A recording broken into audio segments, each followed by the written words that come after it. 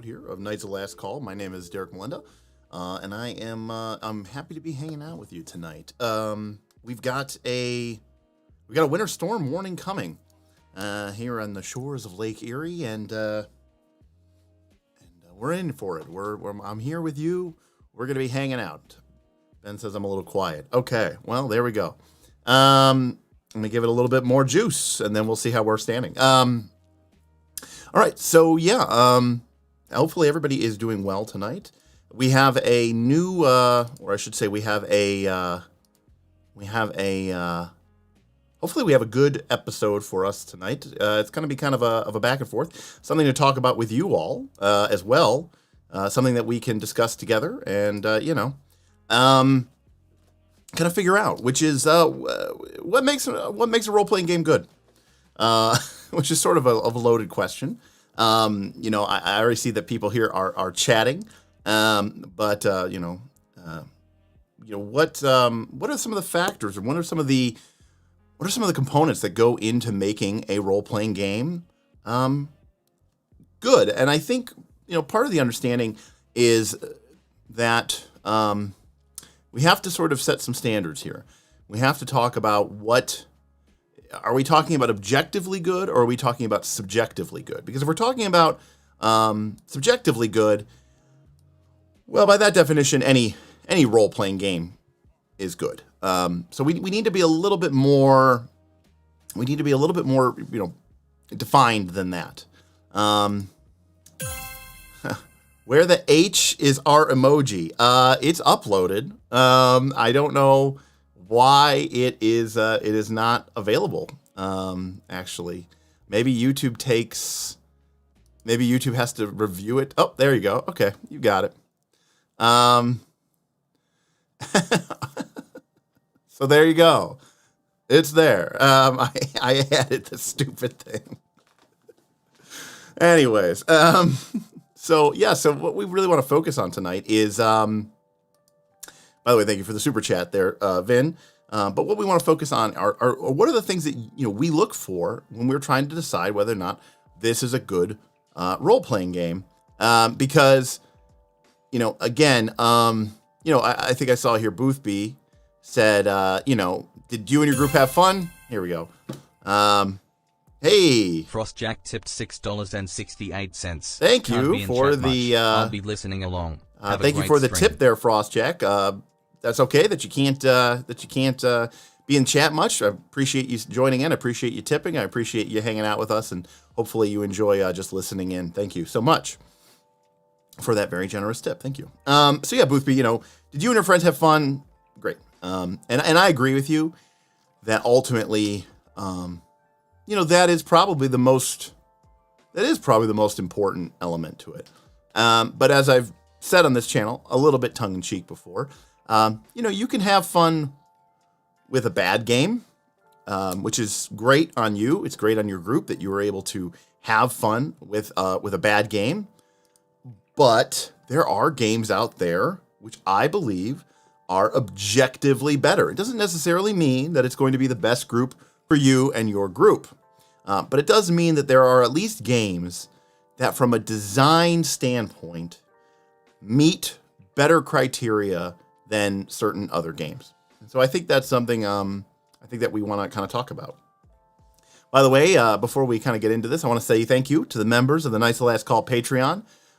They are the single largest supporting element of this entire channel. Thanks to their contributions and donations, we're able to continue to do these streams and bring you all sorts of other fun videos and actual plays and all that other stuff.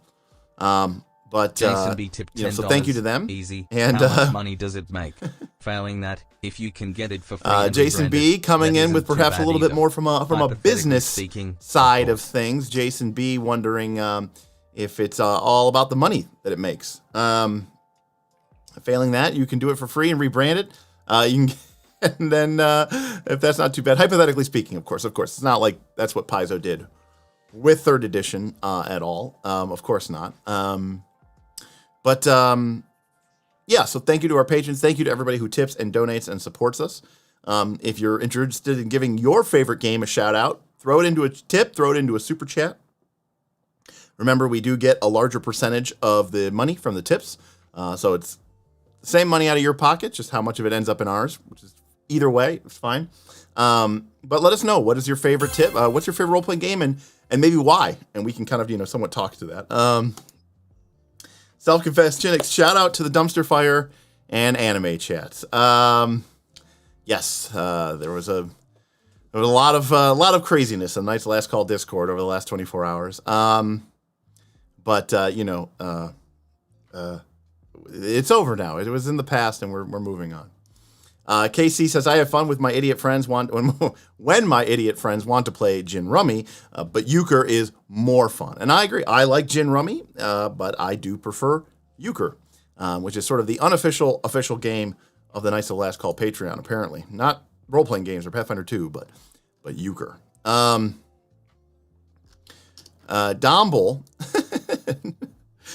says, I don't care how good an RPG is, I will find a way to have a bad time.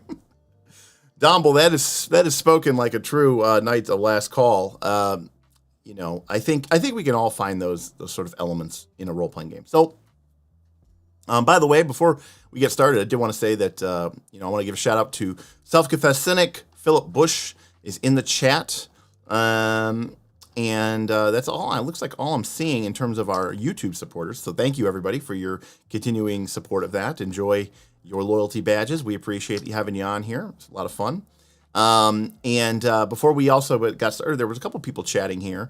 Dan Fortin was chatting, saying that he enjoys his favorite system is Powered by the Apocalypse, or at least he appreciates what that game is trying to do. We'll probably talk about that tonight. So I guess the first thing for me, and this is kind of the reason why this even all started, by the way, is if you haven't seen Matt Colville's most recent video, where he said, what are dungeons for anyways, or something like that. Super chat from William Brandis, 4eChat is where it's at on the Discord. Also, Domble Builds is 100% correct. Right now we've got a pretty growing, we've got a pretty growing resurgence in interest in 4th edition Dungeons and Dragons on our Discord right now. And I got to be honest with you, the last couple of weeks I've been joining the Rules Lawyers. They've been doing a 4th edition playthrough. I think they just had their second session. And I've been hanging out there, throwing them a bunch of money, just because it's fun to see people playing 4th edition D&D. William Brandis, Mr. Smith, has been going through his 4th edition material, and he's getting really excited about that. We've got some folks in the community who are trying to set up some games of 4th edition now. So, I love to see it. You were going to ask if I had seen the Matt Colville video. Yes, I saw the Matt Colville video, and my general experience with Matt Colville has been that I agree with him, like 80% of the time. And this is certainly one of those instances where I found myself agreeing with him pretty heavily, which is to say, I think that when you make a game, I think a game benefits very much in terms of its overall quality with, what is this game about? What is this game trying to do? What is this game trying to accomplish? And is the game giving you the tools, the mechanics, the rules, the classes, the spells, the magic items, the regular items? Is this game giving you the tools in order to accomplish that goal? And, the reason why, Matt brings this up is that, and yeah, Lolly, I mean, if you watch that Matt Colville video, a lot of the stuff that he said in that video are things that you've heard us talk about here on the stream over the last couple of months, which again is awesome because, it just shows you that there's people out there thinking about them. But, his premise was, okay, you look through the 5th edition player's handbook and you look at the things in this game, in the rules. What do they have rules for? They have rules for light and encumbrance and how much coin you can carry. There's a whole section in the equipment section with things like chalk and lanterns and mirrors and 10-foot poles. What is all this doing in the game? And of course, the answer is that Dungeons and Dragons, I mean, it's right in the name. Dungeons and Dragons used to be a game about going into dungeons and occasionally fighting dragons. But ultimately, the rules of Dungeons and Dragons were designed to support that play style. I mean, if we go all the way back to the very earliest editions of the game, you got bonus experience points. You got most of your experience points from gathering and gaining treasure. And so this was a game that was designed around this entire premise. I mean, everything that we understand, it's so about Dungeons and Dragons, about RPGs and the fantasy D20 system, is so ingrained into how D&D used to be run. We don't even think about it anymore. Things like random encounters and why we even get treasure and why we get magical items and why all this stuff exists was all part of the DNA of core D&D, which was about exploring and going through a dungeon.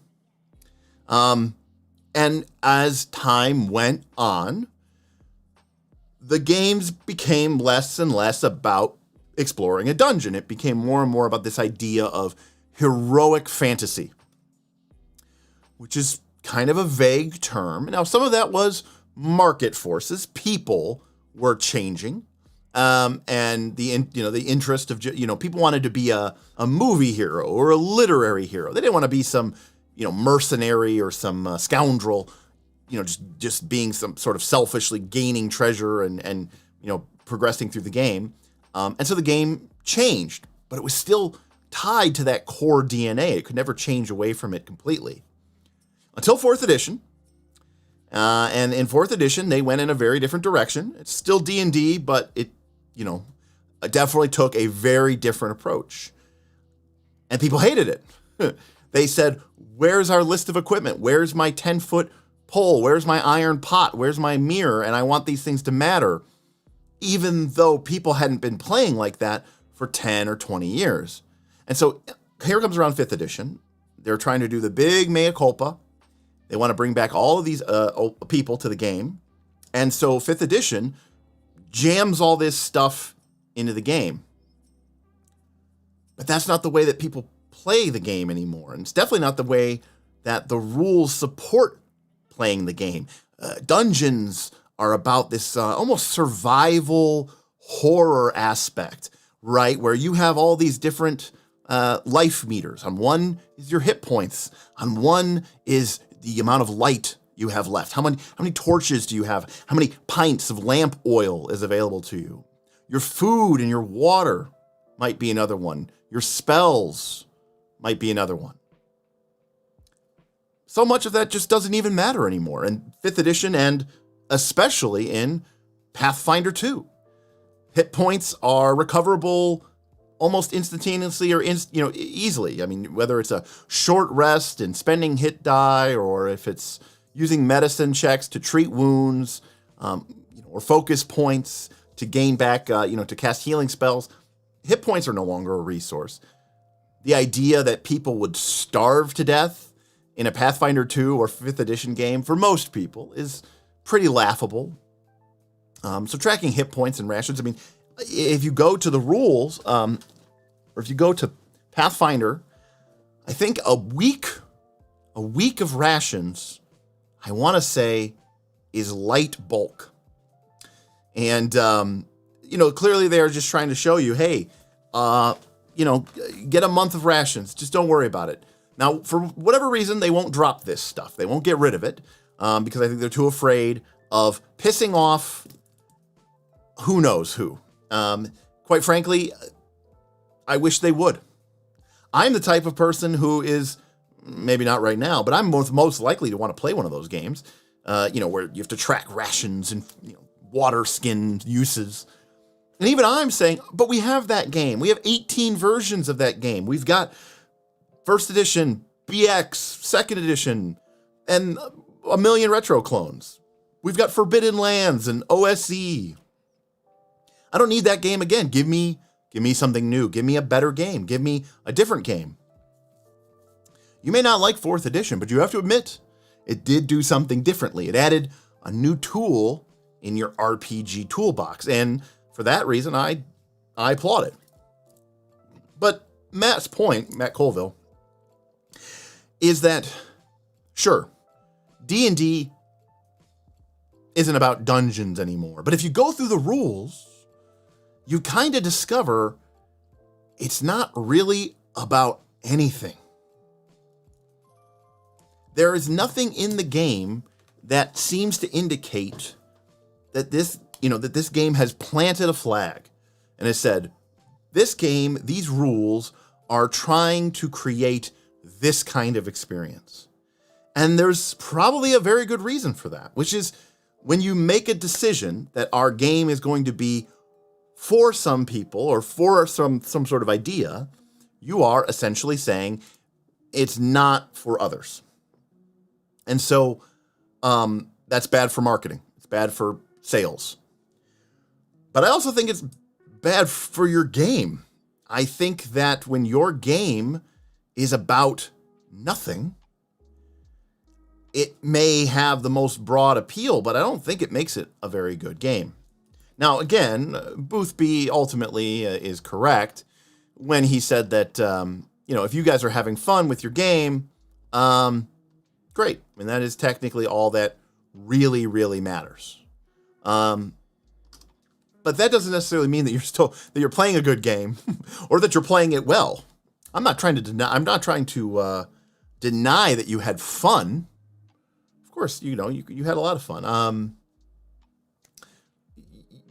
There are many instances and times and places where people do things quote unquote wrong, and they still have a great time with it, and that's fine. That's totally great. But I always wonder about whether or not that is a valid excuse to not try to make your game better or to find a game that would be better suited for what you're trying to do. And I think people oftentimes overestimate how much work or gnashing of teeth goes into creating those fun moments when they're playing a game that is sort of disconnected from the way that the rules are set up to support and run that game.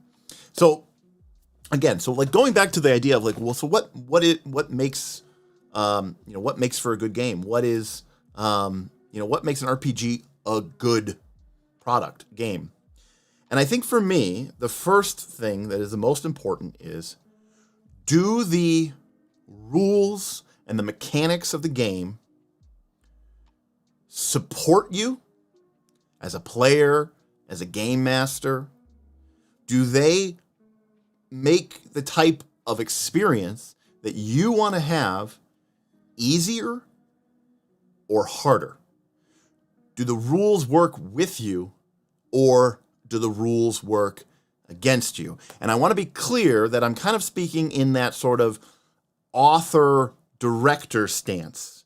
A rule may create problems for your PC. That's okay. We want problems for our PCs, right? If everything was easy for our PCs, then there would be no challenge, there would be no dynamicism to the game. So we want challenges for our PC. But what I'm trying to say is, we want the rules to constantly be supporting the way that we want to play the game. They should be an ally, not an adversary. And over the last couple of days, as we've discussed various aspects of 5th edition and Pathfinder 2 and some other game systems in the Discord, this idea... Hey, thanks, Rick. Still a huge fan of travel. Still learning PF2E, and Ben is teaching us Star Trek. I think Boothby is right. If it's not fun, then why play? Yeah, 100%, Rick. Thank you very, very, very, very much. I know people have been asking about Traveler, so that's awesome that you've been able to start instructing people about it. And Ben's a great person to teach you Star Trek. But yes, Boothby is 100% correct. Rick, you're right. If it's not fun, then why play? That's kind of a more complicated question. Because some of my favorite moments in role-playing games are not what I would call fun. They were almost tragic. They were sad. It's like going to see a really dramatic or really overwhelming movie it's hard to call that fun, but it was an experience, and I appreciated that. I've also played some fairly serious role-playing games in my life, systems that are designed to support that. And again, I would hesitate to say that we were, high-fiving each other, but there was a sense of something important having happened. And I always thought that was really important. But I mean, I guess to a certain extent, maybe after the fact, you look back on that very fondly and you say, I did have fun having that experience. But it's kind of hard to call it fun in the moment. But I do not hate fun. I think this is definitely the case that fun isn't the only kind of enjoyment or engagement. Thank you, Frostjack. There you go. Sure. So, yes, and again, getting back to the point of should RPGs, that's why that definition of is the RPG fun, I don't always think is true, because there are very few people, except for maybe, Aaron when he's playing in my Pathfinder 2 game, who are going to die and say, that was fun. If a party TPKs, there are very few people who are going to say, that was a lot of fun. Now, if you're thinking to yourself, I think that would be kind of fun, I mean, then I tip my hat to you. I salute you. I think you have the right kind of attitude. I play role-playing games so that I can have experiences that I otherwise could not have in my ordinary life, because they're not feasible, because they literally can't happen, because it's fantasy or sci-fi, because they're dangerous, and I don't want to, have any sort of consequences from that. So I like to use role-playing games as a medium, as a vehicle to have those experiences. And, fun isn't the only one that we can have. So that's all I want to say about that.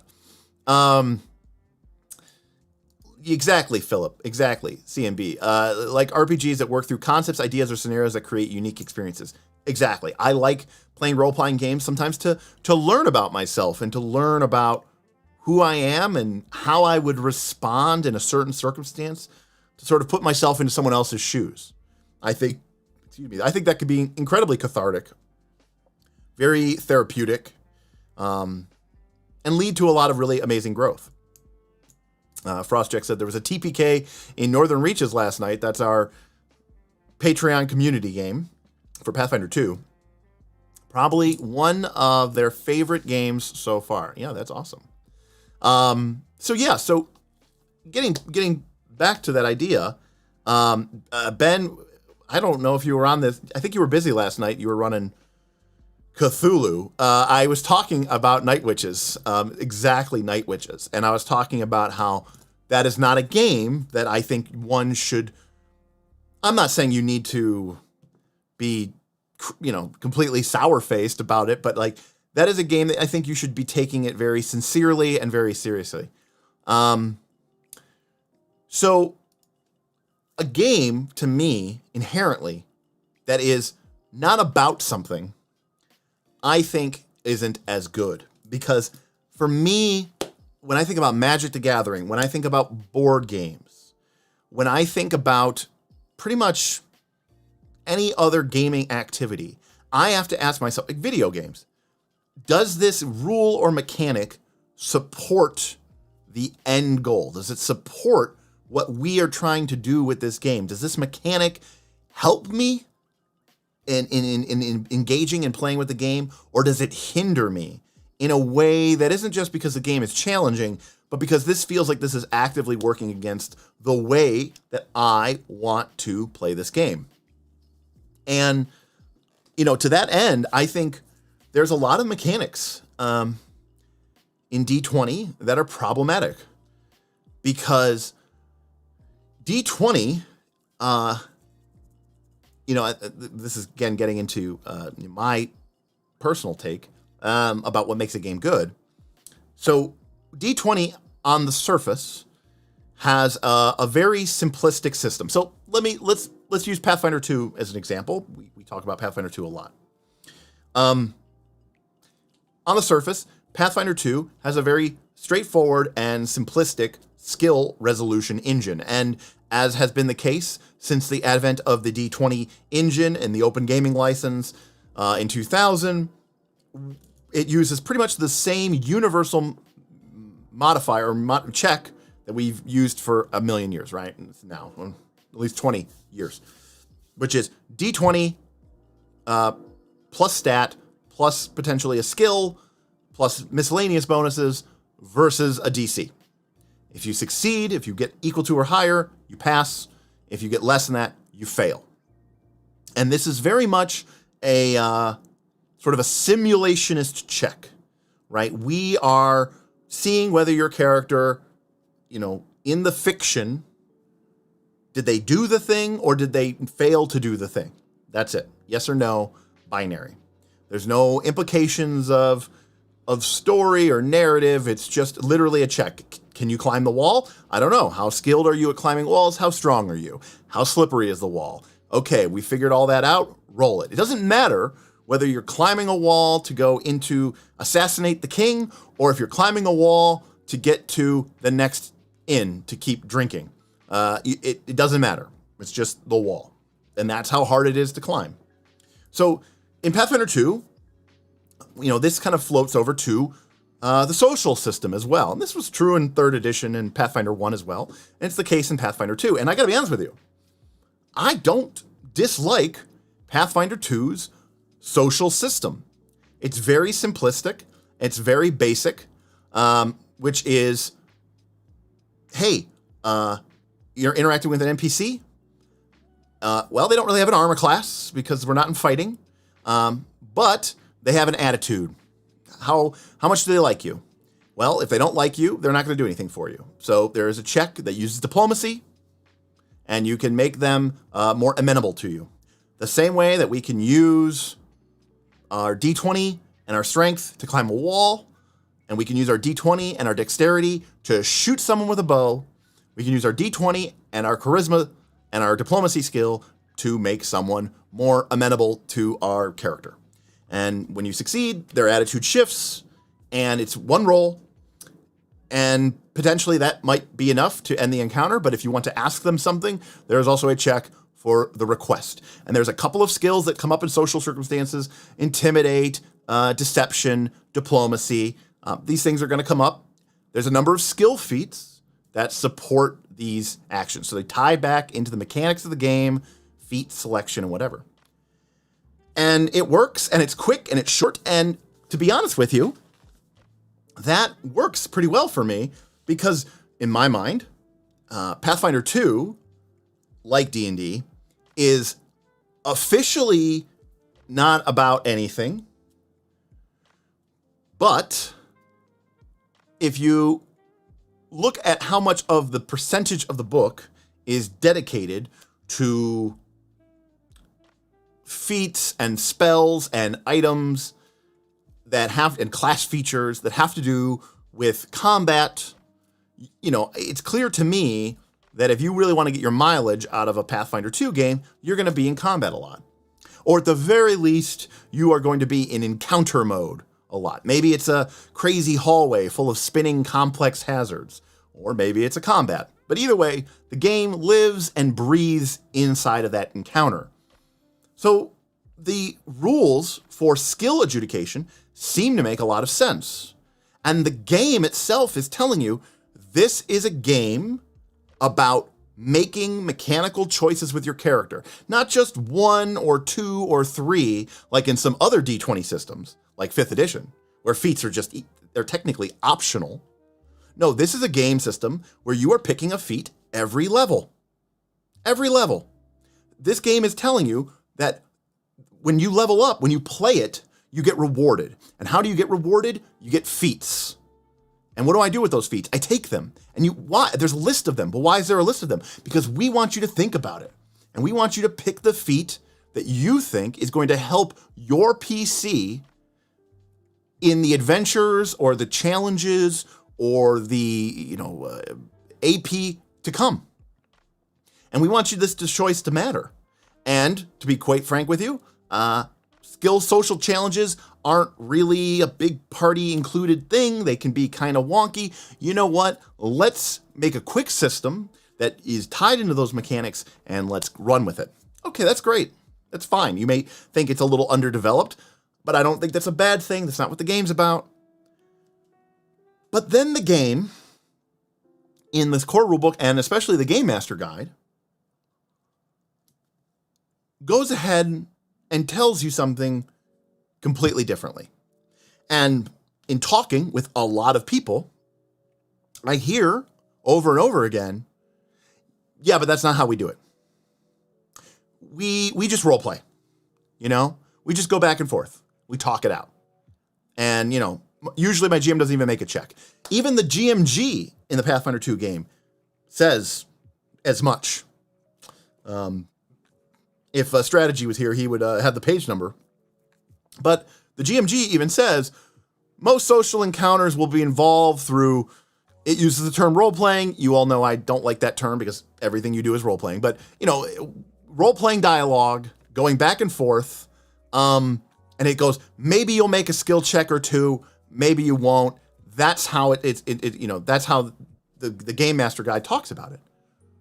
So now this is why I think the game is not, that is a negative in the game, okay? Which is, why are you giving us rules that we have to learn, that we have to take, that we have to make decisions for? Am I going to be an expert in this skill? Am I going to be a master in this skill? Skill feats that we need to take that correspond to those skills. But then you're basically telling me that the way that you're playing the game and the way that even the creators of the game seem to suggest that you should be playing the game is that those rules are actually a hurdle to the way that you want to play the game. I don't think there's anything wrong with the way that you want to play that game. I don't think there's anything wrong with Pathfinder 2, the Paizo staff telling you, hey, when it comes to social encounters, look, you know, we've got all these rules for combat with flanking and sickened and frightened and status penalties and 2 actions and 3 actions and 1 action and reactions. And you know what? That's awesome for combat. But when it comes to social combat, you know, if you're just talking it out, just talk it out in character. You know, work it out and then go on to the next. If that's what their advice was, that's fine. I think that's a fine way to play role-playing games. Depends on the genre or the theme.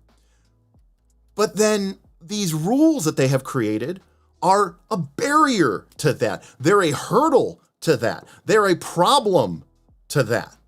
And that is an issue. I think that is an extreme penalty to a game's implementation.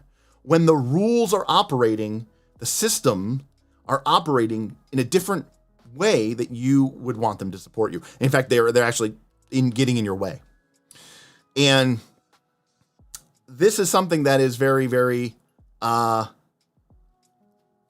don't want to say common, but it's something that I think has been coming up more and more as we've been going through our archetype streams, which is, you know, we see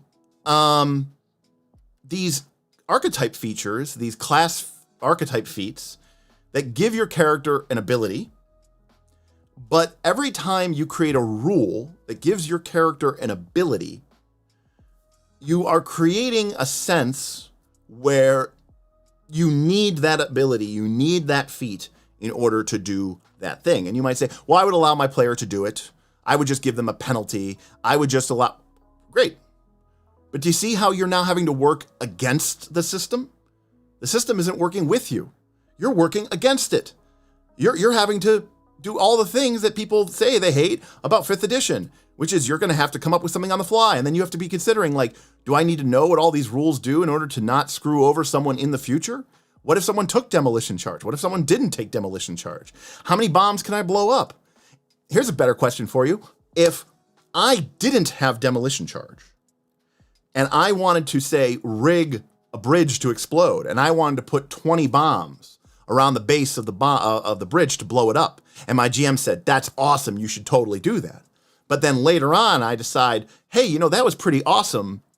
I want to make that something that my character can do all the time. I'm going to take the demolition charge class feat, which the rules for demolition charge class feat clearly state that you're only allowed to place 1 to 4 bombs.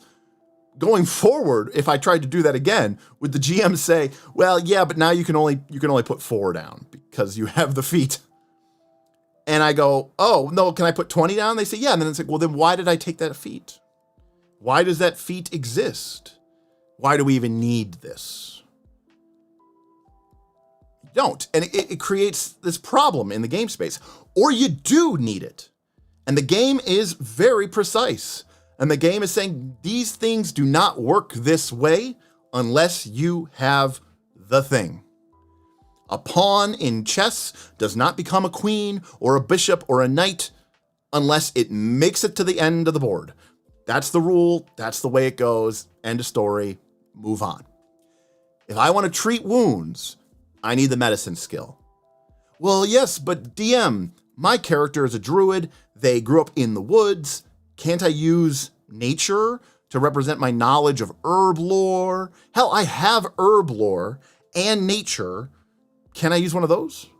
And the GM says, well, yes, you could. You could take the skill feat, natural medicine. And this is also, to be clear, if your group is like, yeah, awesome, cool, I'll do that next level then. I'll definitely do that. I totally handle that. Then there's no problem. It's all smooth sailing. I still think that's a problem from the game's design, but it's fine if it works for you and your group. But you see where there's this problematic issue. The problematic issue is that a role-playing game isn't a board game. Even 4th edition, much maligned, is not a board game.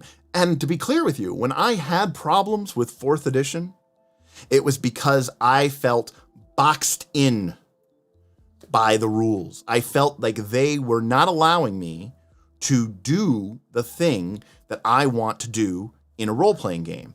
And I think that at the end of the day, all role-playing games have an element of free-form expressionism. I don't know what, shenanigans. Making some shit up, I think, is probably what distinguishes tabletop role-playing games from every other game media. The element of it being collaborative, the element of it being communal, the element of it being interpreted by a human being and not a line of code or some sort of random elements. And the reason we enjoy that so much is because that enables us to operate outside of the rules.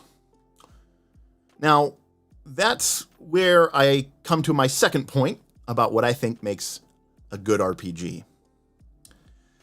I think good RPGs create systems of rules, not rules themselves. I think that a blip. I'm sorry. What are we talking about, Ben?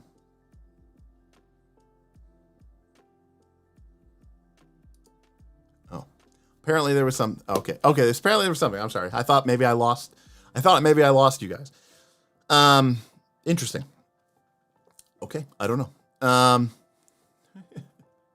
No, I won't derail the stream. Actually, I'm gonna get to your guys' question here. I just wanted to kind of start this thing, but the second thing is systems of rules rather than rules themselves.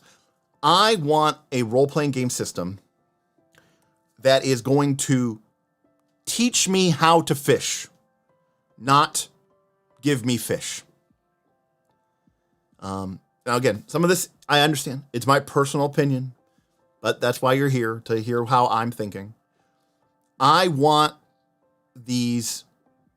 a role-playing game system, a role-playing game that is going to give me tools to solve problems, not just a one-size-fits-all, here's the rule, and there's no education about how to use it, when to use it, why to use it, how to interpret it. It's just, that's the rule, end of story.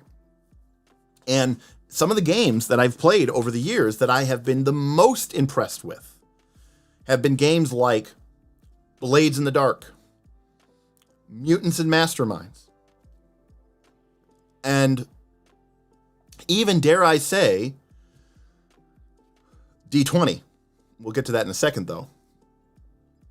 You see, these games gave you tools to figure out how to resolve pretty much anything. Anything that existed in the game, here comes a way that you can easily resolve it. And rather than giving you 18 trillion instances, the game would teach you, hey, here's how you use this rule system to make a decision. Now, I'm all for the game doing some of the heavy lifting for you.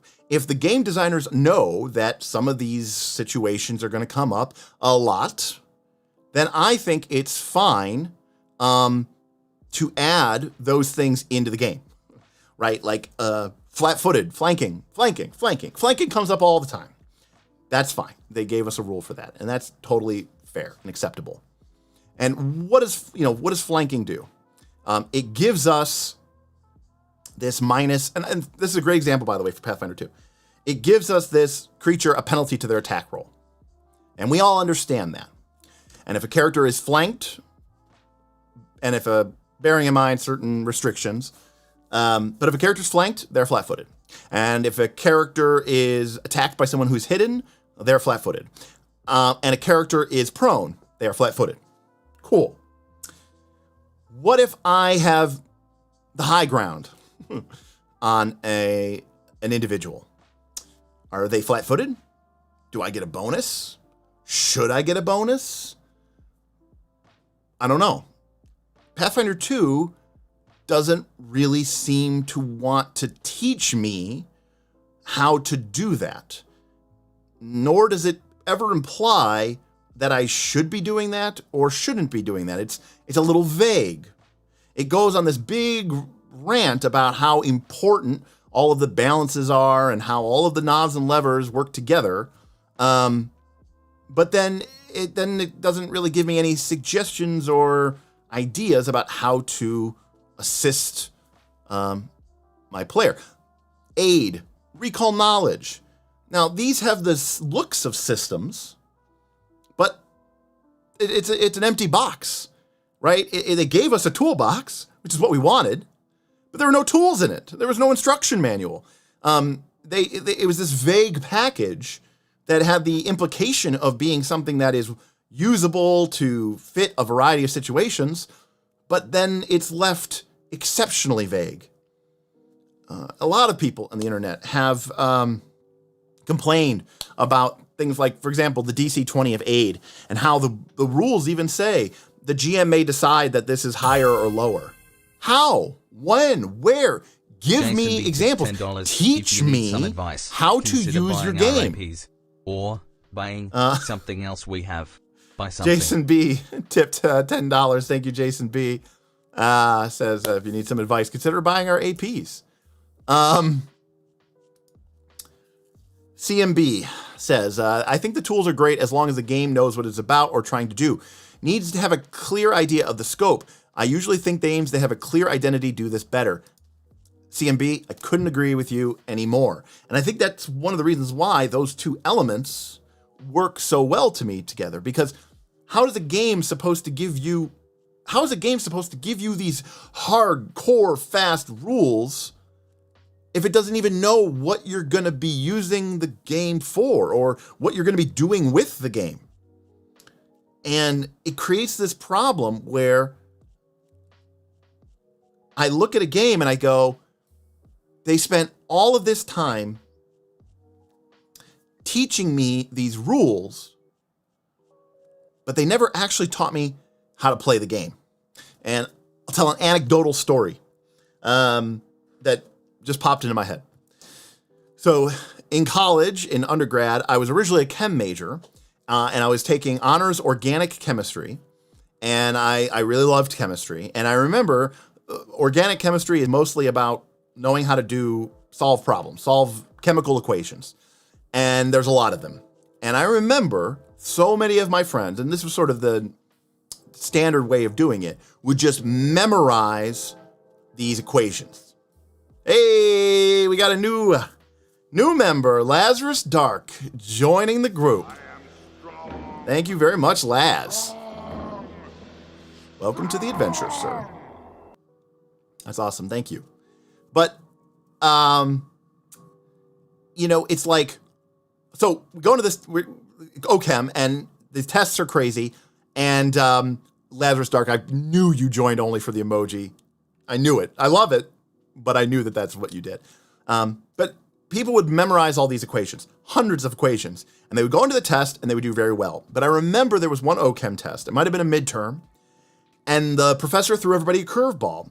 He put in things that you should know, but it wasn't something that we had memorized. It wasn't something that is normal. You actually had to know how to do the problem. And I had learned how to do the equations. I didn't just memorize them.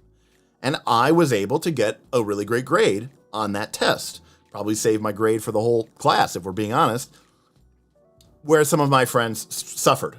Because despite the fact that they got an A or whatever in organic chemistry, they never learned organic chemistry.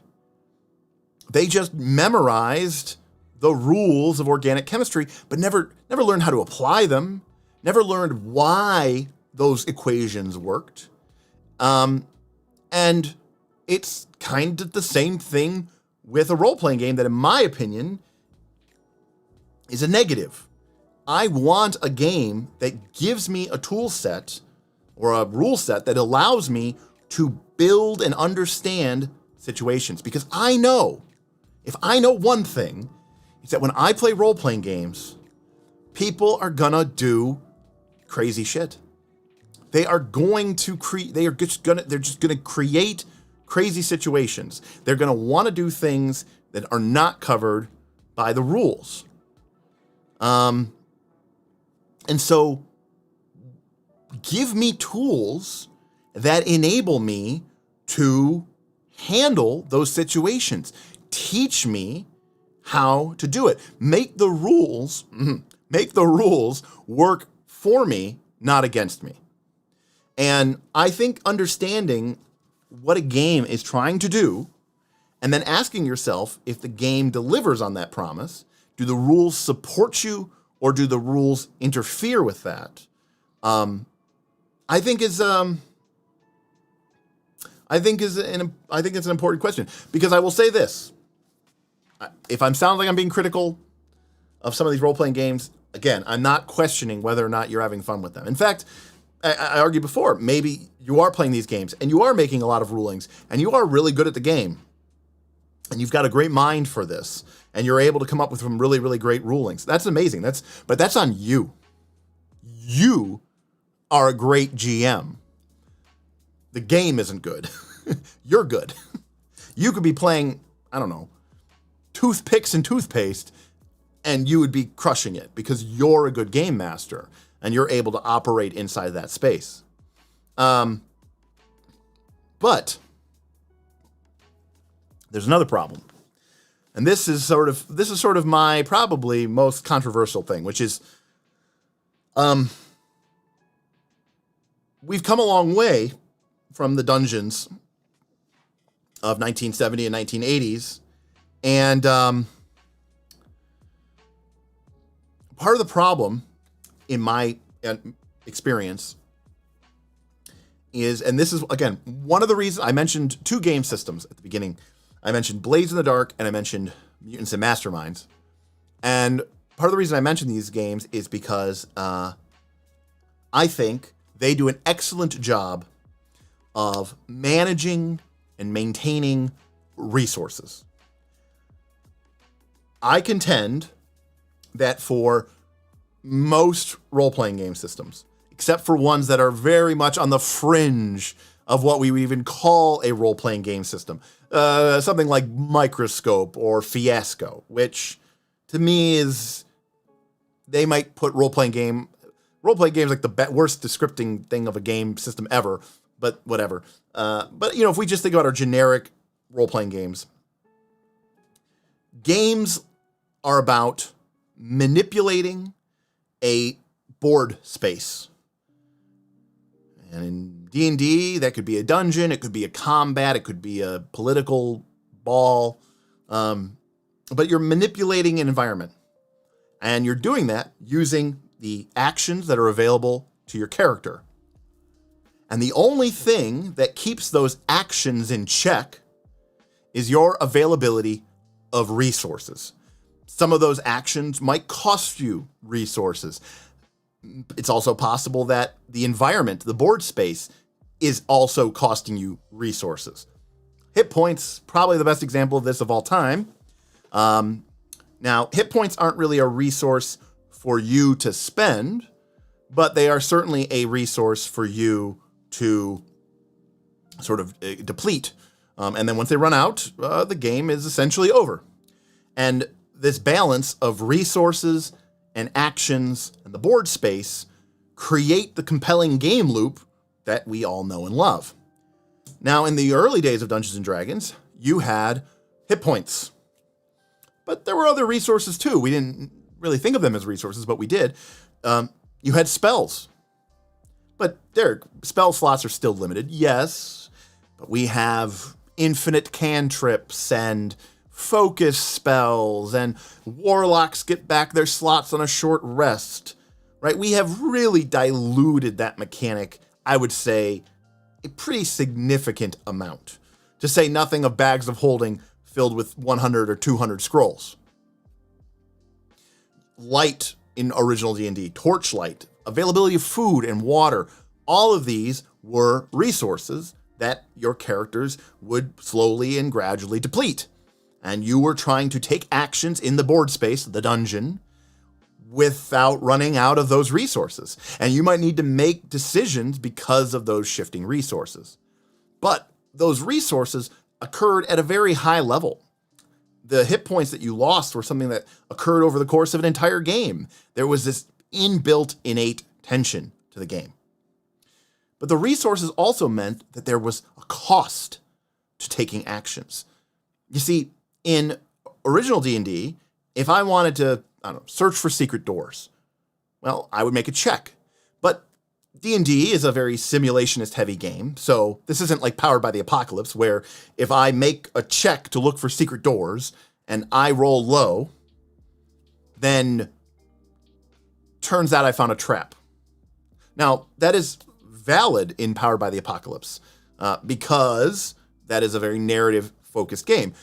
But since it's modeling real life, a D20 game like First Edition D&D, which is not technically D20 engine, but you get what I'm saying. It uses a 20-sided die. The cost, if I look around for something and I don't find it, D20, pass, fail, the result is you just wasted your time. That's it. But you see, time was a resource too. Time led to torches running low, food becoming depleted, wandering monsters being attracted, which could make you lose hit points. So there was a cost to doing these things. When we fast forward to 5th edition, or Pathfinder 2, I see that a lot of the costs, a lot of the resources have been removed from the game. And now, when a character wants to take an action, even if they want to be creative and do something that's outside of the bounds of the game, maybe it's a little bit, a little bit smart, a little bit creative, the game might not really have great rules to allow you to do that. And so as a GM, you might say, well, I'm going to allow you to do that. And the player gets to do it. But they didn't pay any cost. They didn't pay a cost in a feat. They didn't pay a cost in some sort of resource depletion. They just got to do it. Now, that may seem very, very, very simulationist, and in fact it is. But it makes, in my opinion, for a bad game. Because you are now essentially kind of getting a free lunch. You are getting something for free. Now, that's fine. In real life, of course you'd want to do that. You'd want to get something for free. But in a game, this is where you can create problems. And if you're a GM, you know what I'm talking about. You're at that moment in a game where a player is doing something and you realize it makes sense. You should totally do it. But there's this horror moment of this is going to create a lot of problems because this whole game system is not built to accept or handle this element. Let me give you an example. I was playing Pathfinder 2. Spoiler alerts, big spoiler alerts, for the first adventure, first 4 levels of Abomination Vaults. And I'll try to be vague, but I'm just letting you know.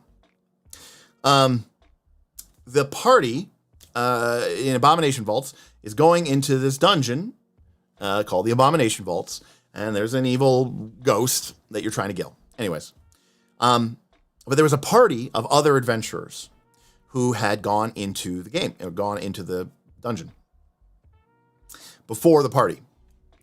And one of these adventurers is a ghost who is bound there. Now, these ghosts were much higher level than the PCs.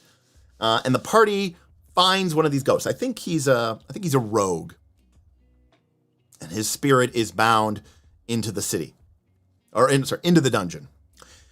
And the idea is that, he's a haunt or whatever, he's bound there. But, he's Pathfinder 2. He's got stats and stuff like that. You're not supposed to fight him, though. He says, oh, God, you need to get these items, and that'll allow me to... then you can pierce the barrier and go into the bottom part of the dungeon so that you can confront the big bad evil gal, and take her out. And then my soul will be at rest. And that's what the adventure says. And that's how Pathfinder 2 works. But when I was playing Pathfinder 2... I was playing with, you guessed it, Mr. Aaron Smith, William Brandis. And William Brandis's character was an elven wizard witch. Free archetype witch and beastmaster or something like that. It was crazy. And Aaron, being this sort of occultic spiritualist, was like, hey, Derek, is there a way that I can, help this guy out? I know he's bound to this spot. I can't make him not a ghost, but is there a way I can free him of the binding so that he's not just trapped in this room? And of course the answer is rules. No. Is there even a spell or a ritual that does that? Probably not. But when I play a fantasy game, I look for opportunities for my characters to demonstrate their skill and worth. I want to be, Dungeon World teaches us, a fan of the player characters. And so I told Aaron, I said, yeah, absolutely. You can use an occultism check to sort of, drain some of the life energy from you and bestow it into the bond or something like that. And I said, but here's the deal. If you fail the check, you're going to be permanently doomed 3. Because you'll have screwed up your life force and messed it up. You'll be doomed 3 for a long time. Not just tomorrow, but for a long time. But if you pass the check, you'll still be doomed 1 for a while, because you gave up some of your life force. And, we're negotiating for the check. And Aaron said, yes, I will accept that. I will do that. Anyone have guidance? Cast guidance on me. Okay, here we go. Occultism check. And he makes the check. Great. Character is reduced. You'll notice that I introduced a resource mechanic because I needed it to be there. But the problem is I did that. And then another player in my table, Tim, was like, oh, sweet, we have a level 10 ghost now. Can't this thing just go kill every single thing in the dungeon? And I went, yeah, probably can. That's probably really stupid. Tim continued to press it. I got really irritated because what was happening was, I even snapped at him, is because Tim was basically trying to just win the game, which is fine, but then the game is over. And a lot of times I am in a situation where I say, I wish that there was more elements for us to handle that situation. But a game like Pathfinder 2 doesn't give me a lot of compelling options. Okay? Yes, Tim turned into a power gamer. And to be fair, it's not Tim's fault exactly. Tim was trying to approach the game like it was a real life thing. Hey, we just freed this level 10 ghost, and we're only like level 3 or 4 or 5. This is Pathfinder 2. This thing will just destroy everything. Now, you might say, well, Derek, that could happen in any version of D&D. Maybe, but in prior versions of D&D, level didn't matter as much. In Pathfinder 2, a creature that is 5 or 6 levels higher than other things is essentially just unstoppable. Cannot be beat. You won't even be able to hit the creature, possibly even on a nat 20. So Pathfinder 2 creates a situation where that exact instance is a bad. It creates a lot of problems. I'm not trying to say that would have been a problem in 3rd edition or 2nd edition or 1st edition, but I can assure you that it was really problematic in Pathfinder 2. So if we go back to that moment, what is the correct thing to say? Well, it's no. That's the correct thing to say. You're supposed to say, no, you can't do that.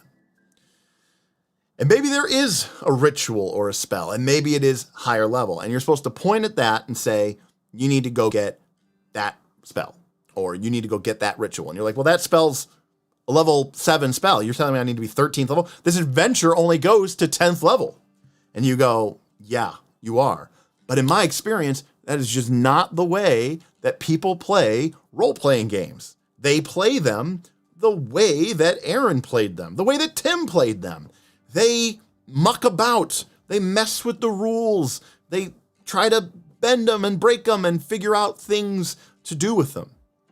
And that's why I think the game systems, or the role-playing game systems, which give you that sort of flexibility to have a system rather than a set of rules, sort of a teach a person to fish instead of giving them a fish, in my opinion, are much better game systems.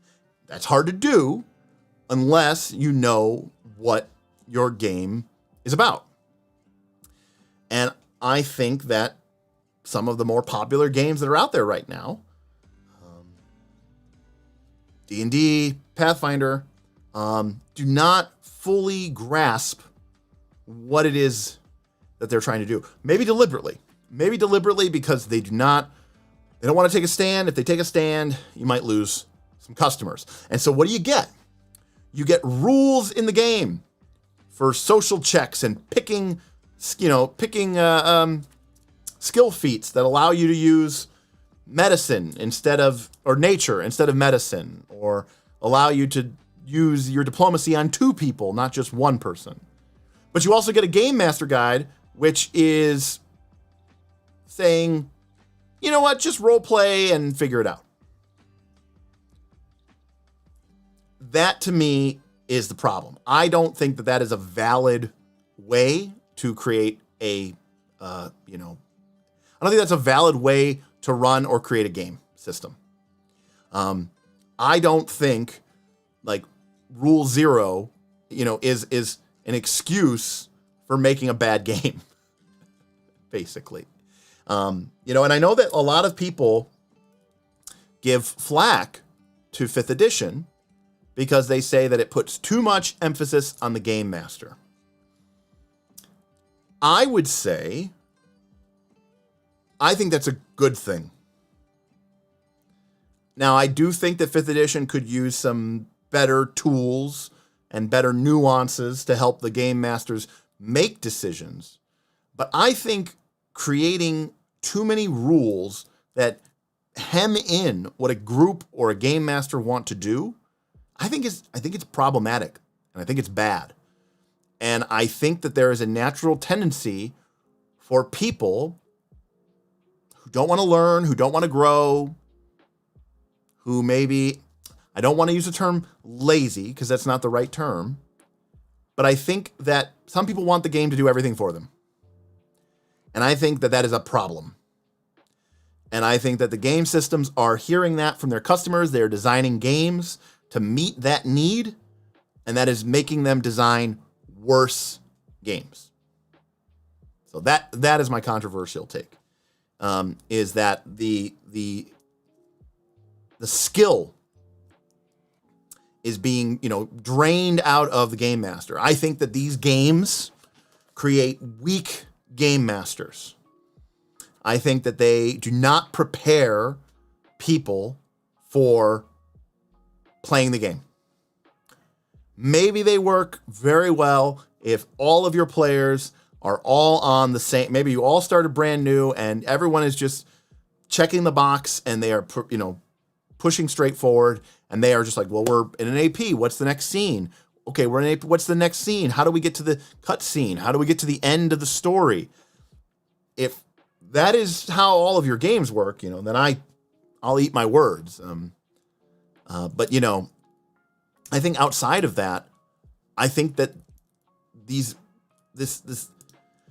mess of rules is an illusion. It's an illusion for the game master and it's an illusion for the player. Because either these decisions, like which skill feat you take, are important, in which case the game is telling you this is the only thing that you should be focusing on.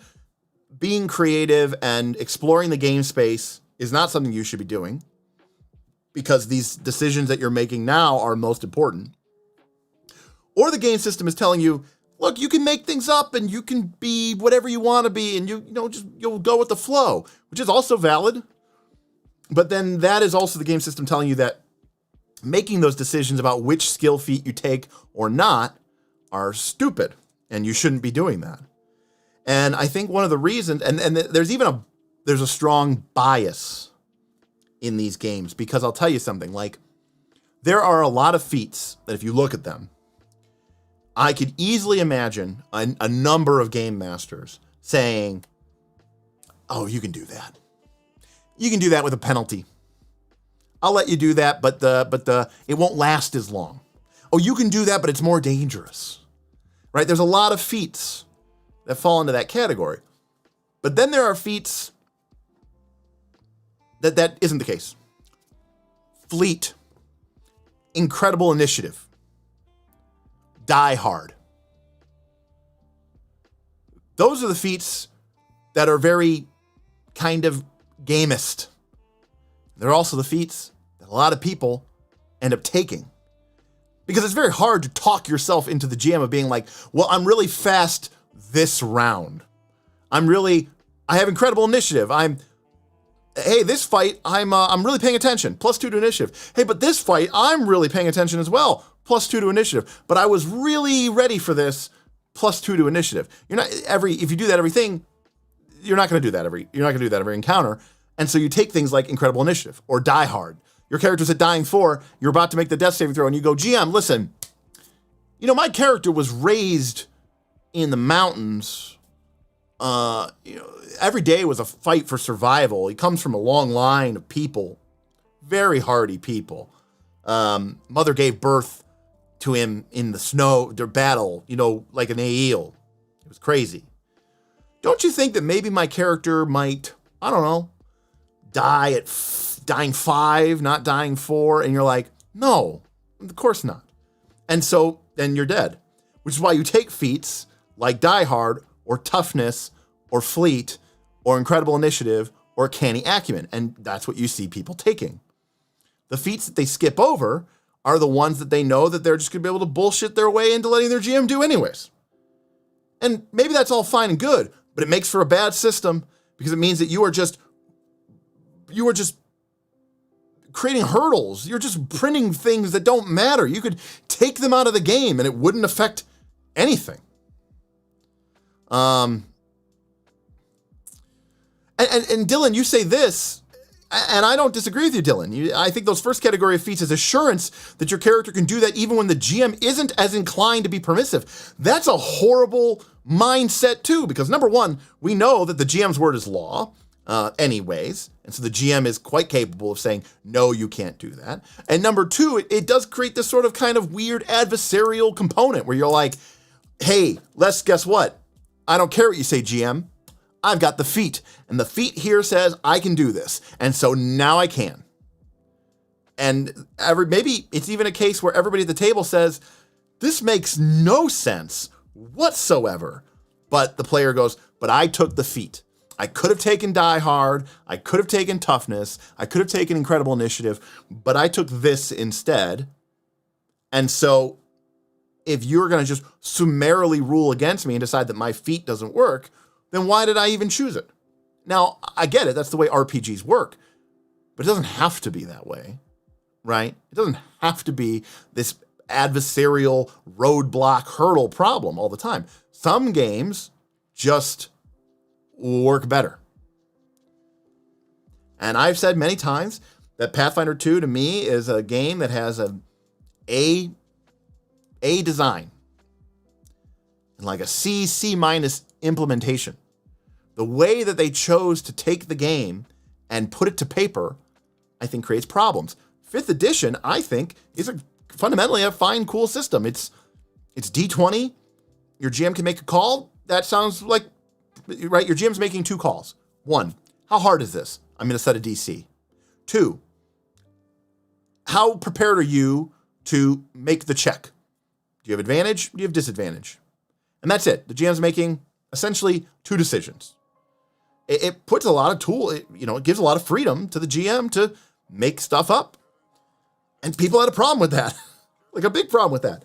And so then they just start chucking the game system with all these crazy, wonky, weird rules, rather than trying to make game masters into just better game masters. Because every time you create a specific rule, you're essentially saying, now again, like I said, I don't think it's a crime that there's some hard-coded rules in the game. I think that's good. It prevents the GM from literally having to create an entire game system by themselves. That's not what I'm saying. But what I am saying is that when you start going this deep into every single mechanic, you're essentially saying, hey, Game Master, look, the game is trying to tell you, hey, Game Master, don't sweat it. Don't worry about it. You don't need, like I'll give you a great example, Demolition Charge, one that we've been talking about a lot. Demolition Charge is written as a way to allow the GM to get a spring break. Hey, GM, you don't need to know how bombs work and whether it's balanced or if it's going to blow up your whole campaign and the players are going to blow up Needle Point Island before they even ever go or to fight the goblins in Nualia, and you don't have to worry about any of that. We already took care of that for you. It's this feat. And if your player doesn't have that feat, then don't worry about it. And if they do have that feat, just read what it says and trust that it's going to work. Now, if people played like that, that would be fine.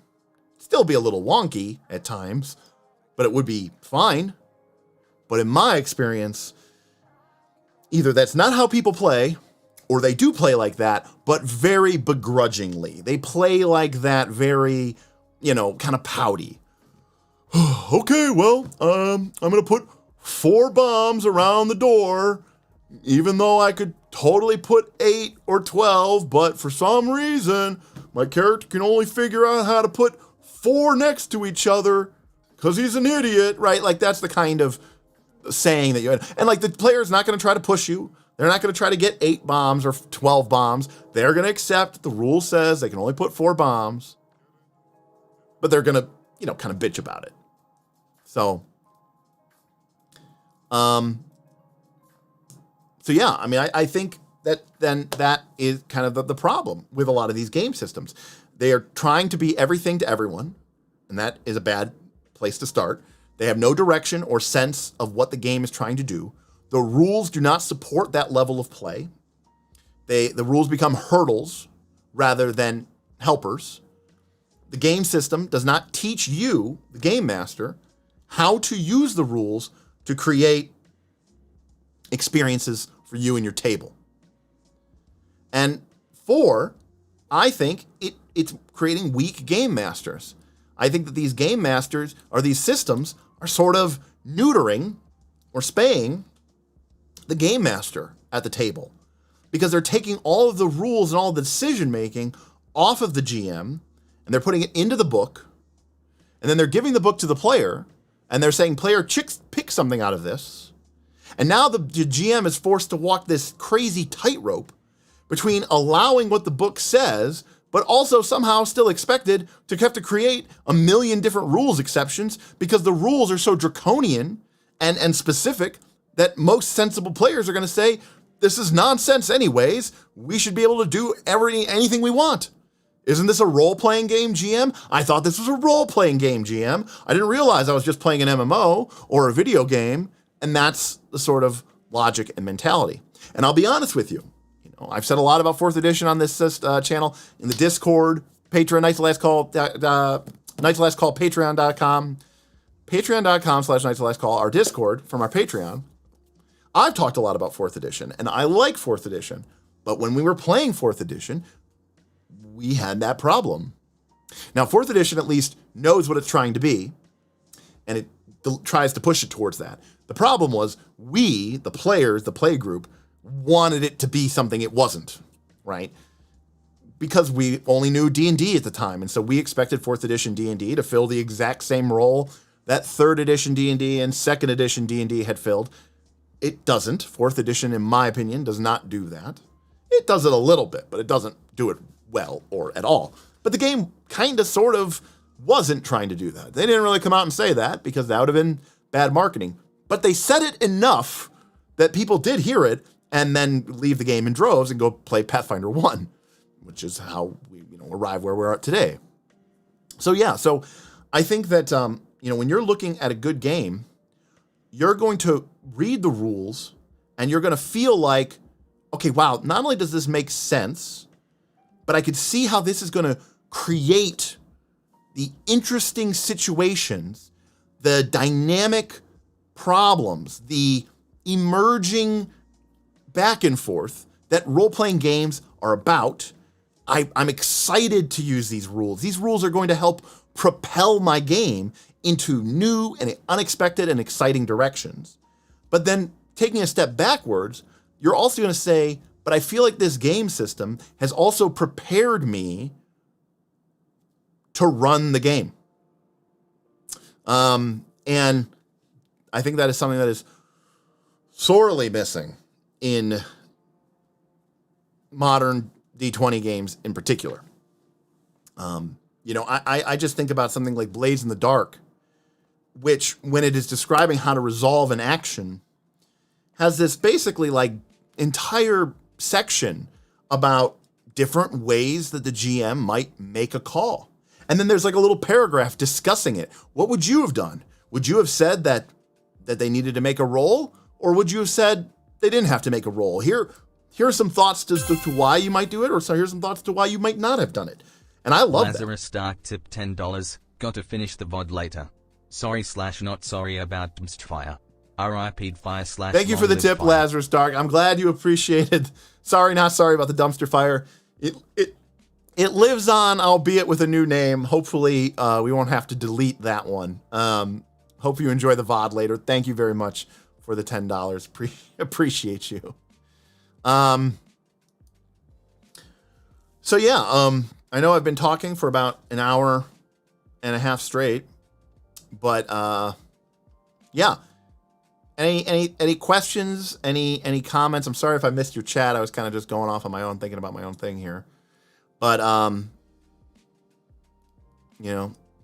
Damien says the Shadowrun community lost their minds when 6th edition introduced GM rulings instead of codifying everything. Peace out, Laz. Thanks for joining. Thanks for the tip. Yeah, I mean, I think there's a certain player mentality, Damien, who it's sort of an adversarial player mentality where they want to be able to rely on these codified rules so that they can take power and that they can beat the the game, right? They want to be able to, no GM is going to get in the way of me beating the game. And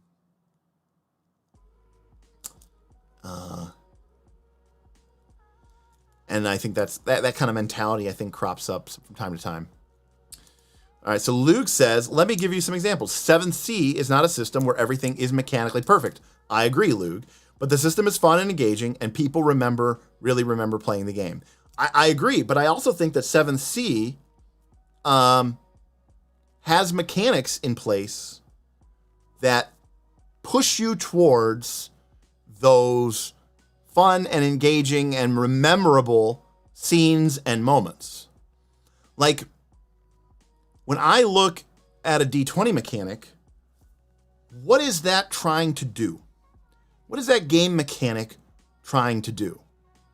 Is it trying to probabilistically create a simulative alternative, a probabilistic outcome for a given simulationist thing of happening binary pass-fail? Maybe it used to do that, but now in Pathfinder 2 you have level-based DCs. So we've already established that the DCs are disconnected from reality. So what are these mechanics and what are these rules doing?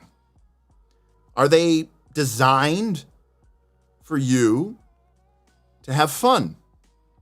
Or are they designed for something else? I think they're designed for something else.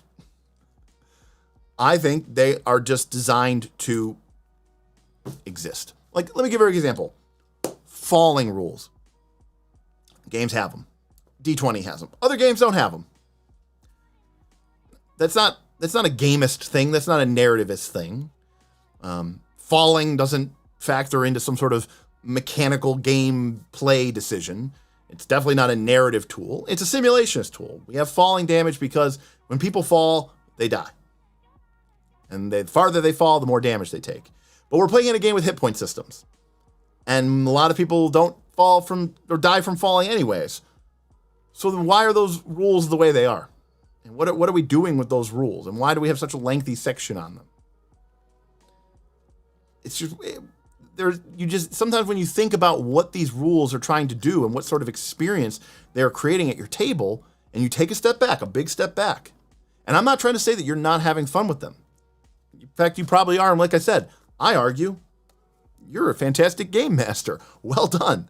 Because I don't think that these game rules in Pathfinder 2, Pathfinder 1, 5th edition, even some elements of 4th edition, I don't necessarily know that they were thinking of how does this lead to better outcomes, more fun outcomes, exciting outcomes.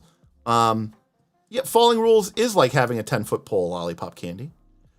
I agree. Yeah, lollipop candy, that's actually a really great example. Falling rules is like having a 10-foot pole. Because when D&D first came out, if you fell down a 40-foot pit, you died. I mean, like, they had falling rules because people would just be walking around through the dungeon. They didn't use their 10-foot pole to find a pit. They'd fall into the pit. They'd fall 50 feet onto some spikes, and they would be dead. And you needed to know whether that fall was going to kill you or not kill you. And so they needed to have rules for how that operated. But that's not the way we play these games anymore. I mean, I'm not alone here, right? I mean, I think almost everyone here agrees that the concept of the classic dungeon trap doesn't make any sense in a modern game, let alone Pathfinder 2. Because if you get hit with something, and did it kill me instantly? No. Well, okay, then I just healed full. Okay. Moving right along. But you take 30 minutes. Okay, does that matter? Well, no. Okay, well then what are we doing here? Okay, but it could matter because maybe in those 30 minutes, the bad guy blows up the town, kills everybody, gets away, and you're left stranded. And you're like, okay, well, are you going to do that because I fell down a pit that now the villain killed everybody and got away? Well, no, I would never do that to you. Then what are we doing here? Well, but I want you to think that he might, but he won't. Yeah, but I know you won't. So what are we even doing here? You know that I know that you know that I know. It's useless fluff. John, if you scrape off all the useless cruft, the core mechanics of PF2E, the 3-action economy, the bonus and penalties, etc., are very good. Agree. There is a very, very solid implementation of the D20 engine that is built in there. Again, I don't like everything that they did with it, but the core structure of the game is very sound. D20 is very sound. So I agree. Slasher. I mean, it would be far-fetched that over half an hour the BBEG would investigate the trigger trap. Well, Slasher Hawk, that's a whole other situation, right? If I was sitting here on the live stream and my house was a dungeon, and downstairs I had some guards, and then over there in my back room I had a monster that was, loyal to me, like my pet, and then over here I had a bunch of treasure, and then I heard my front door trap go off. And then I would get all my sweet treasure and equip myself, and I'd go get my monster, and I'd go get my guards, and I would go get my other guards, and I would just destroy those people. I mean, like you can't play this game as a simulation. You can't. Hey, CMB, tipping $25. Namaste. Thank you very much, CMB. Appreciate your support of the channel. Thank you for getting us. Thank you for becoming the hype boss. Very, very awesome. I am strong. Hype boss, and thank you for reaching our goal. Appreciate you helping us get our goal tonight. Thank you, CMB. Love you. Thank you for being a supporter of the show. Tony said, well, there's a balance to it. Certainly, I agree with that. The problem with narrative mechanics is that requires buy-in and effort from the whole table. My players like maps and more concrete rules. Tony, completely agree with you. 1,000%. Narrative rules do require a lot of buy-in from a table and a player base. And if you have a group of players who all buy in on these are the rules, and we have feats and actions and skills that interact with those rules, and that's the way we do it, and everyone's bought into that messaging, and that's the way you're playing your game, I bet you are having a fantastic time. I bet you are really, really enjoying the process. Because what are you eliminating in that situation? You are eliminating disagreement. You're eliminating those bad, those feels bad man kind of moments where a character tries to go and do something and you point out, well, they don't have the right spell or the right ritual or the right feat or skill feat or class feat. If your group prefers that style of play, then I think that's fantastic. I mean, I'm envious of you. I think that's really awesome. I just think that there's a lot of elements in Pathfinder 2 that suggest that you're capable of doing more than the rules would suggest you are capable of doing. But the rules suggest otherwise. So there's sort of a counter flux. In many ways, I feel like Pathfinder 2 is trying to have their cake and eat it too. They want to say, here is this extremely detailed rules and intense game. We want players making tons of important choices. But at your whim don't matter, because the GM and the story matter more. But your players' choices matter a lot too, except when they don't. But then they will. So, we were talking today about Baldur's Gate 3. We were talking about this on the Discord. And apparently there's a setting which is on by default, which is called weighted die rolls. And I guess and this is so interesting to me, this article was so interesting to me, and I'd love to know what you all think. This article was saying that for Baldur's Gate 3, now it's been a long time since Baldur's Gate 2 and Baldur's Gate 1. We have a very different audience of people who are probably playing these computer role-playing games today than we did, say, back in the 90s. Icewind Dale, Black Owl Studios days. But what they said is that they made this rule, this optional rule, that would it was on by default. You could turn it off, but it was on by default in a menu. And it was essentially if a player was rolling a lot of low rolls, it would weight the algorithm, the random algorithm, to give you more high rolls to compensate. And vice versa. If you were rolling a lot of high rolls, lots of 20s and 19s, the algorithm would compensate and start to give you more low rolls. In other words, it was trying to balance you out, because what they were hearing from their player testers, the early beta, because it was public beta, or maybe even you had to pay for it or something. But a lot of people were saying, this doesn't feel right. And this is the part that got me thinking. There, people are like, this doesn't feel right. This doesn't feel like 5th edition. It feels like I'm missing all the time. It feels like my numbers are bad. It feels like my character is missing a lot. And so they instituted this rule, and the player base hated it. They said, no. If we roll well, we don't want you to give us low numbers, okay? We want the numbers to be fair and balanced, unless I'm rolling really well, in which case I'm okay with that. And so they changed it. So they changed it now. And now the way that the weighted rolls work is if you're rolling low, the game will start to give you higher numbers. But if you're rolling a bunch of higher numbers randomly, then the game will not punish you with lower rolls. And what was made me so interesting is I wondered, is the reason why players felt something was wrong with what was essentially the normal baseline instance, which was just a D20.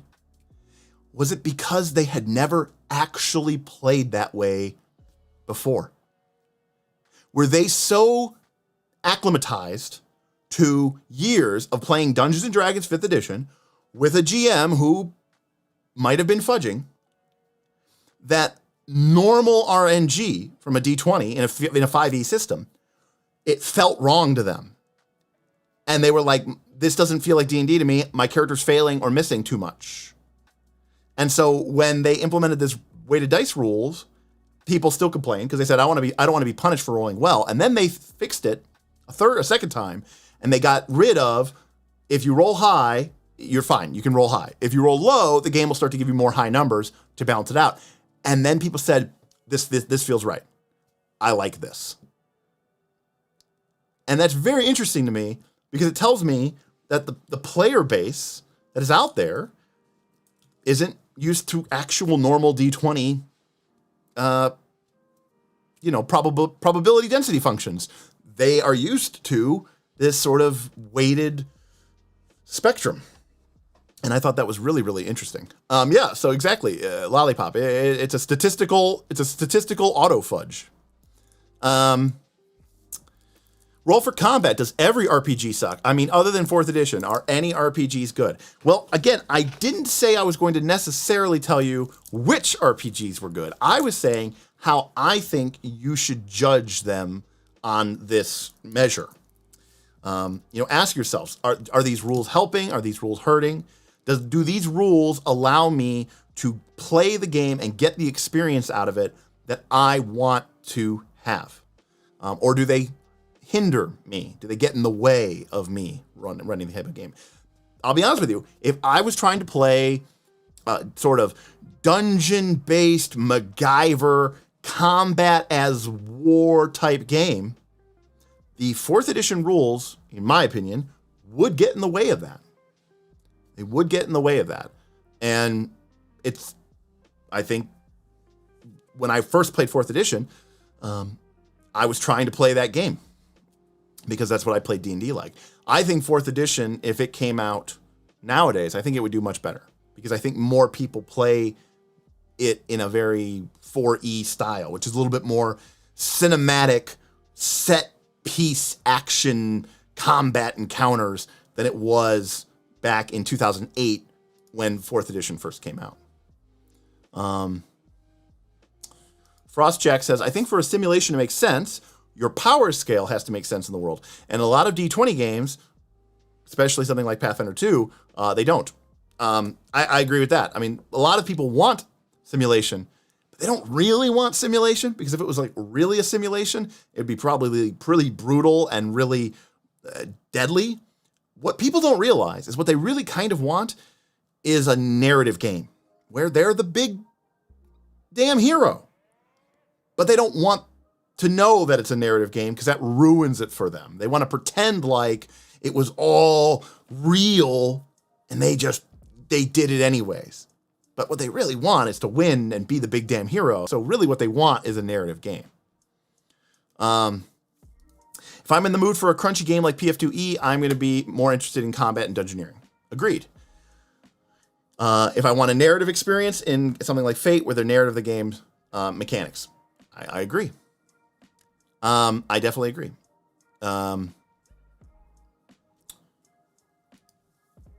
Yeah, I mean, Steven, I think there's definitely an element there of recency bias, but, you know, it's still the case that people didn't like rolling low. Tony, for example, we played 13th Age, which uses the background system, which is great. I love 13th Age, which allows for role-playing. My players never engage with it, so it ended up being a lame skill system. That is a damn shame, Tony. And I guess it goes to show you that, in my opinion, 13th Age has a better game system around handling that. But that doesn't necessarily mean it's going to work for your group. Just because I think that a game is objectively better does not mean it is right for you and right for your group. And that is something that's taken me a long time to learn. And, you know, part of it has been having these conversations with people like you and being a part of, you know, our Patreon and being on the Discord. So that is, you know, growth, I guess. But I certainly appreciate that. And I think that that's the case. I love 13th Age, and I completely understand where a system like 13th Age, where it says, I have Imperial Assassin as my skill, +3. Well, what does that mean? What can I do with it? Well, what could an Imperial Assassin do? I don't know. You tell me. What can an Imperial... I can understand that if the group is not ready for that, then that could be a problem. So, I mean, I think that's very wise words, Tony. Very wise word. Let's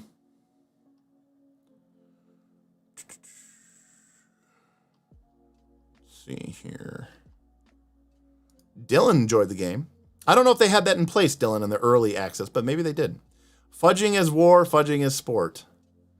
Let's see. We're talking about dice algorithms, and it's John. So John definitely knows his stuff about about randomization elements. So yeah. Does anybody have any questions? Does anybody have any thoughts, or you know, what are some of your favorite role-playing games? And do you know why it's your favorite? Like, can you draw the line between how the rules help you create the game experience that you want to have? Well, you know, Steven, luckily I'm going to be on your program tomorrow. We could talk about it. I don't know. You probably already have a topic in mind, but I'm going to be on Roll for Combat tomorrow, people. So there was about 50 of us in here. You guys should check us out tomorrow. How is the studio coming along? Great, Slasher Hawk. I don't know if you caught our shorts, but we are starting to carve out the foam panels for our fake wall, for our fake set. We think it's going to look great. For a small YouTube channel that makes barely any money, we're doing way too much work, and we love it. How to break your D&D and Pathfinder character. Oh, well, all right. Love it. So it's the story that we love to tell. You know, the other thing about a game is I'm kind of just thinking about this. I do think that there's elegance in a game that is as complicated as it needs to be, and not any more complicated. And I think sometimes game designers fail to remember that, and games can become horrible, bloated messes because we're not computers, and this isn't an MMO. And, I've played Pathfinder 2E now at higher levels at least a couple times. And I got to be honest with you, that is a D20 in general. I'm not even going to fault Pathfinder 2 for this one. D20 since the 3rd edition era. Once you get above beyond 11th or 13th level, God help you. There is just way too much going on. And I was expecting someone to say, yeah, but Foundry can automate it for you. Or RFC here, who says that one D&D will be able to automate everything. I don't like that either, actually. I'm playing the game so that I can play the game. If the game is so complicated that I don't even know what is going on around my game, what am I doing then? Right? Like, I don't want my TTRPG experience to be fly-by-wire, I don't want it to be like, I'm not actually steering the plane. I'm telling the computer how I would like to steer the plane, and then it's figuring it out for me.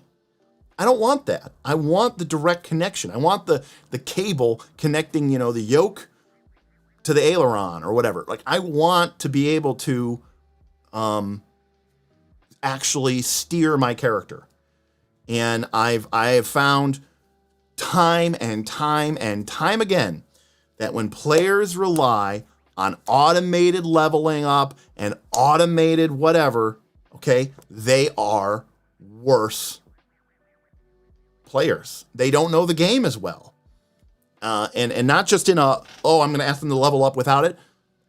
They're just not as good of players. And I only think that's going to get worse, but like, I mean, I love that, I see these people with the Foundry modules now, it calculates whether you're flanking. And I hear people say this is probably, look, I'm being a little whatever. I hear people say, they go, I can't even imagine playing Pathfinder 2 if I wasn't playing on Foundry. If I couldn't play on Foundry, I wouldn't even play Pathfinder 2. And I both see that as an indictment of Pathfinder 2, but I also see that as an indictment of them. I say, what are we doing? You're telling me that this game is so complex, you need a computer to run it? That you can't be bothered to remember these rules? That's pretty tough. But then I also look at Pathfinder 2 and I say, maybe this game needed to not be this complicated. Full disclosure, there is a lot of moving parts in a game like 4th edition D&D. A lot of moving parts. And it can be very, very, very overwhelming. To the point where you are trying to track 3 or 4 or 5 different things. Now, do we want to be able to do that? I don't know. But at the same time, I go into some of these Northern Reaches games, I look at characters, they have 7 or 8 different effects on them. They have some things that don't even technically have a name in the game, like minus 10-foot speed penalty for a turn. That's not a condition. It's a thing. It's just on them. But they got to remember it on top of the fact that they're hasted and on top of the fact that they have heroism and on top of the fact that, whatever. It's a lot. It's a lot. It really eats up the CPU cycles of a player. And, I watch people play these games that are very mechanically rich. And they are playing them. Like, I've seen people play Magic the Gathering with more, role playing and gusto and involvement than I've seen some of these people playing a role playing game. They're just like, their mind is filled to here with status penalties and status bonuses and circumstance penalties and circumstance bonuses. And you just kind of go like, I don't have time to be thinking about like, what does Ragnar do? Right? We're all just like, I'm just so caught up in trying to remember all these numbers. So And that would be fine. You could argue, like, if your game is just combat, the RPG, and you just want to play essentially a sort of a little bit more loosey-goosey version of Gloomhaven, well, then that's fine. Again, I'm not trying to say that you doing that is wrong. I'm just trying to say that the game that you're playing is probably very poorly designed to do that, and you're just really, ice skating uphill to try to get the experience out of it that you want.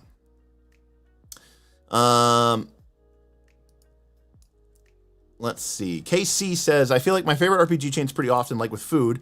I love pizza, but after 3 straight eats of pizza, I want a salad. Call. A few months ago, I would have said Pathfinder 2, but probably Blades in the Dark now. And that's fair. And to be clear, Blades in the Dark, I think is a fantastic game. It does not have miniature tactical combat in it. And I would never try to add miniature tactical combat to it, because that's not what that game does. Not what that game's about. And I understand that was another failing of mine. Is like, I want this game to be everything. I love this mechanic, but I love that mechanic, but I love this mechanic way the hell over here, and I love that mechanic way over the hell here. Let me just jam it all together. You know what happens when you jam a bunch of game mechanics together? You get garbage. A bunch of us, I think about 30% of the people in the room were either Knights of the Last Call Patreon members or former Knights of the Last Call Patreon members. But we had about a third of the people, Magpie Games, publisher of Root, Avatar Legends, Masks, Urban Shadows. I think those are all the big ones. They do like a monthly seminar. You pay like, I don't know, $5 or $10, and you get to join this Zoom call for like 20 or like 2 or 3 hours with some Q&A afterwards. And they were talking about subsystems and building PBTA games. And I got to tell you, like, listening to the way that these people just surgically design these games, I'm just like, yes, daddy, that is what I want. That is what I want out of a game.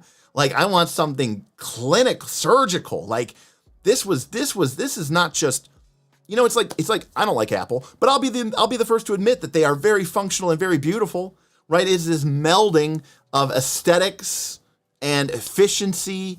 Like, it's a practical tool, but it's also art. And I think that I think it's fantastic. I think if you want to see some of the best designed games coming out of the last couple of years, I think you need to go look at the Magpie PBTA games that have come out. Thirsty Sword Lesbians, I know, won gold, and I think it's a great game. It does a lot of fun stuff with the engine. But the stuff that they did in Avatar, the stuff that they did in Root, the stuff they did in Masks was so good. It cuts through everything and just nails it. There is, I think if you were to add anything to those games, you would take away from it. And if you were to subtract anything from those games, you would take away from it. What you have there for me is nothing more, nothing less. Like, it is fairly close to perfect for that game, for doing that game. And when you play that game, you are going to get this certain type of experience, this certain type of game that's going to emerge from your game, from your play experience with you and your players. That's deliberate. That's not a flaw. That, to me, is a sign of a good game.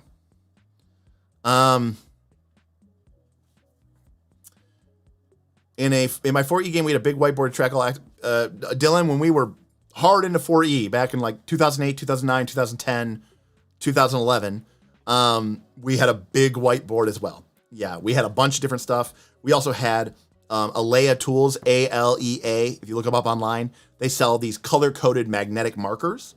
And we had put magnetic discs on the bottom of all of our D&D minis, medium and large. And then we had these medium and large size color-coded magnetic tokens, which you'd stack them, click them underneath the bottom of your minis. And like to this day, I still use some of these colors, but like gray meant character was marked. Yellow meant that they were blinded. Green meant that they were poisoned. These type of things. And you had to, you'd have to dole them out because you needed to know what everything was, and you had to be able to get the assessment of the information from like the HUD. But that's a very different type of experience than what we're crawling through dungeons and we're lighting torches. It's like that starts to feel like you're talking about two very different types of game here. Don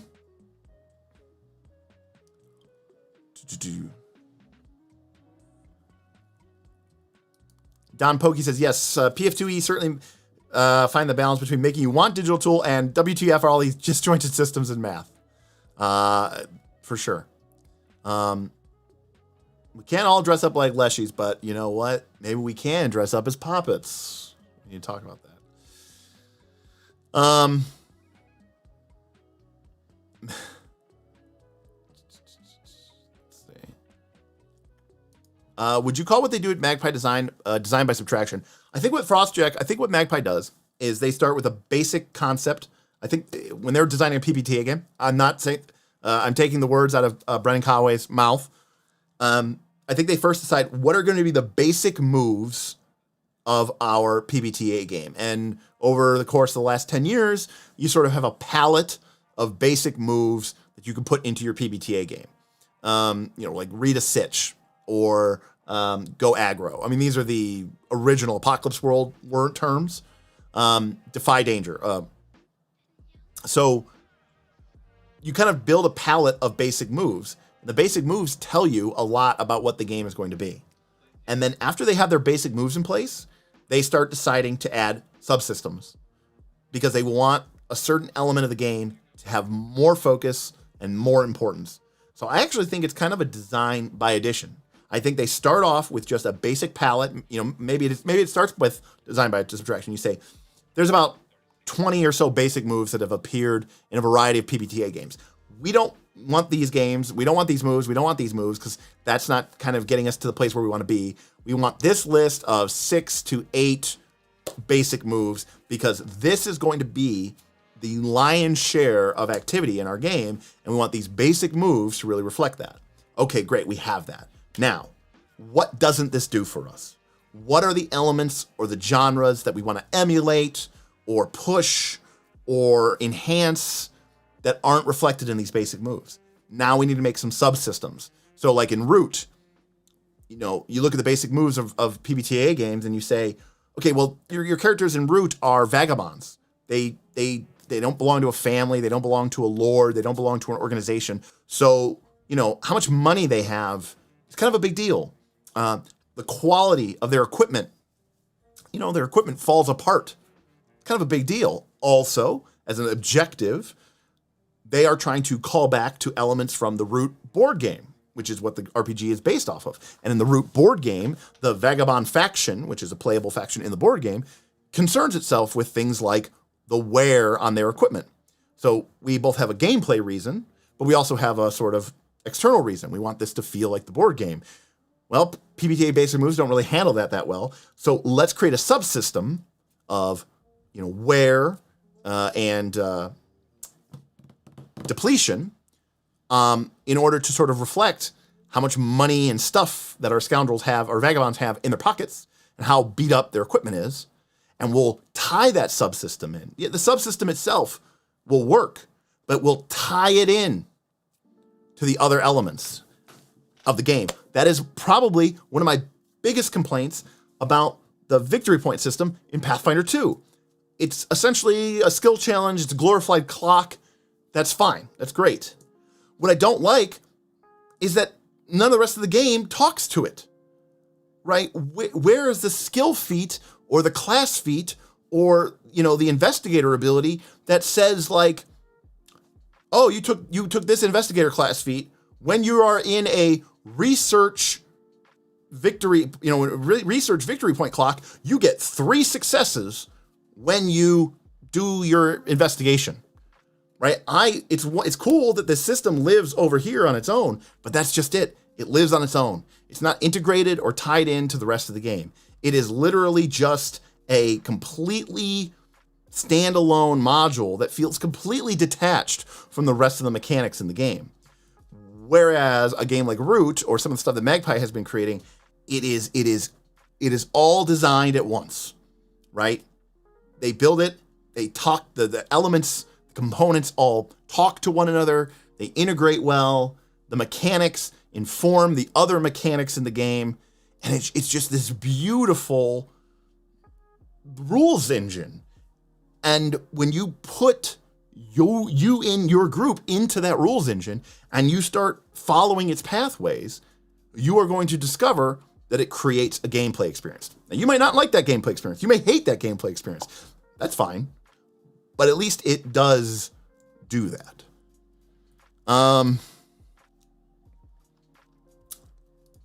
Lug says, has anyone here played Genesis consistently? I think the system is fun and gives you a lot of freedom from narrative moments while caring about mechanics. Lug, I have played the original Genesis system, which was Warhammer Fantasy Role-Playing 3rd Edition from Fantasy Flight Games. I thought that was really fun and cool. And the Legend of the Five Rings RPG, which is right here, is also produced by Fantasy Flight Games, now Edge, and it uses a die pool system similar to Genesis, but not exactly the same. But it has some of the same elements where you're looking at symbols in your die result to sort of make determinations, not just about your success or failure, but also about new opportunities or new consequences that are going to occur within your narrative. And I really like it. Legend of the Five Rings, one of my favorite game systems of the last several years, for sure. I agree, Steven. It was an amazing seminar. I loved it. Can't wait for the next one. Yeah. Awesome. Well, it's 9:00. I'm gonna let if anybody has any thoughts. I know I talked a lot today, so I apologize. But I had a lot to say, I love these games. I love role-playing games. And D20 and D&D and Pathfinder, and yes, even one D&D will always have a place in my heart because that is my roots. That is how this game, for better or for worse, that is at the heart of this entire industry. And no matter how much Legend of the Five Rings or Blades in the Dark or Root I play, I know that I will play D&D in the future, or Pathfinder, which in my mind is D&D. It's a cousin, they're from the same, they got the same last name, but their parents were brother, sister. And I know that, and I want these games to be better. I want them to be better. And I want them to be about something again. I want them to be good again. And I have not dug into the one D&D. I think they've had 2 Unearthed Arcanas, and some people on the Discord have said, oh, you should go check out the Unearthed Arcana. I have not done that yet, and maybe I will. But it would be, I do not believe that one D&D is going to be successful. I think that they are going to take, oh, listen, if it's one thing I've learned, Stephen, I said this the other day in our Discord, and I know you've been in there, but we have a lot of different personality types. And we have one person in there who has a channel. Check him out, Galarian In Depth. If you are interested in Galaria lore, this guy from our channel, who is also an armed services member, so like double awesome, currently stationed overseas, but he has a channel. He talks about Galarian lore. And this person says, even if Pathfinder 2 didn't have mechanics, I would still play it because I love Galarian that much. But then we also have Patreon members who love Pathfinder 2 who say, we don't even care about Galarian. All I care about is combat and killing things or whatever like that. Can you imagine having to design a game that somehow captures both of those people's interests? It's insane. Do I know how insanely? I don't even know how insanely hard it is to design these games, but I know how insanely hard it is. I get it. It's insane, and I still don't fathom how difficult it is. I can't even possibly imagine, and that's part of the reason why I've never even really tried to go down that route. I have too much respect for the process, but I do know that there are some people who are killing it. They're killing it. They're absolutely killing it, and I think they can afford to kill it, because the other element of that, Stephen, is if I'm going to go make a game about woodland animals overthrowing political structures in a fantasy anthropomorphic woodland, I'm not worried about my bottom line. I'm not supporting a whole company on that, right? It's almost an art house project. And I think that when you start trying to think about how do I make, it's like with me and YouTube. How do I make a video for everyone? I don't know. I have no idea. So I don't. And so then I go, well, then maybe I'll just make a video for this group. But then I go, but that's not good for my channel. And that's not fair to the other 90% of the people out there. It's tough. And it's 10,000 times tougher with game design. I have nothing but the utmost respect for any of these designers and developers. Frostjack, do you have a reading list of the RPGs that have had a big influence on you? Yeah.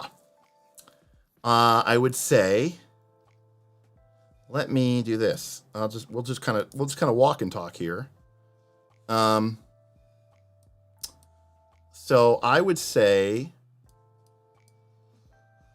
the number one would probably be Dungeon World, because that game was my introduction to PBTA, and it really fundamentally, it changed my whole opinion about how role-playing games could work. Number two, and this is maybe not in any one particular order, but it's probably pretty close, is Monster Hearts. If Dungeon World was my way of seeing how D&D could be done differently, using different mechanics to produce a different outcome, because Dungeon World is D&D for Powered by the Apocalypse. Monster Hearts was my introduction to show that role-playing games could be something completely different. And just massively, massively different. Number three would be a game called Lady Blackbird, which is also by John Harper, before he published Blades. Lady Blackbird is a 5 or 6 page RPG, and it showed me how interesting mechanics can lead to interesting game outcomes. And I think it's fantastic and it's fun. Number 4 is Mutants and Masterminds, which is by Green Ronin Publishing. It's a superhero RPG, and it uses the D20 engine, but it was an example for me of how narrative mechanics can make your gameplay experience more fun. And how allowing the GM to cheat, but using a currency system to do so, Fate does something very similar, but Mutants and Masterminds for me was a bigger influence. And then I would say Blades in the Dark. Blades in the Dark is, to me, probably like one of the most elegantly designed game systems ever. I love the interplay of your resources with the actions and the game world.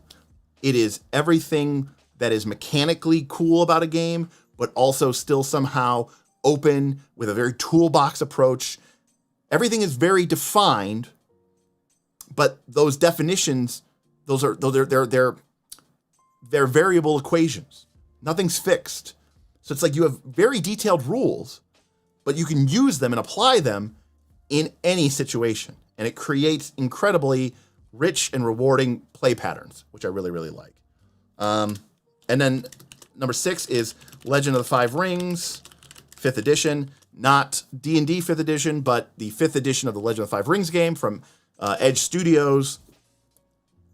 This was a big eye-opener for me, because I had never really cared about the lore or history of a fantasy world, the way people love Golarion, or the way people love Torel from Forgotten Realms or Greyhawk. I just never cared. But Legend of the Five Rings made me fall in love with Rokugan And the way that I fell in love with Rokugan was because the world and the mechanics of the game were both, interconnecting. The lore wasn't just, in board games, we always talk about if the board game has a theme, right? And whether it's just pasted on, right? If the theme is just stuck on. Oh, it's a game about, you're a merchant in Venice during the 1800s. And then you play the game and you realize it could have been anything. The fact that they chose merchants in Venice was just because it sounded cool and would give the game a fun art direction. But it doesn't really feel like it's tied into that theme. So we say it's just pasted on. Legend of the Five Rings, the mechanics of the game feel intimately tied into the world and the structure and the history of that fantasy world of Rokugan. And that was a huge moment for me. And